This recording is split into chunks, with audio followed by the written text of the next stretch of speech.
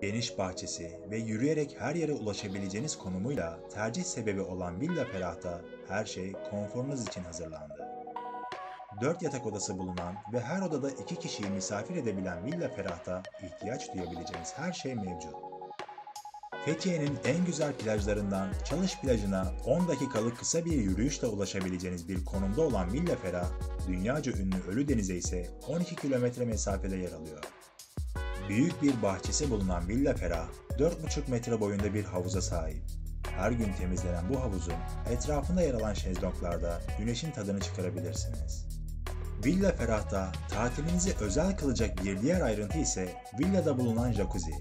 Geniş bir hacme sahip olan jacuzzi, vücudunuzda biriken tüm stresi yok ederek sizi rahatlatacak. Hello Villam, kiralık özel havuzlu tatil villaları.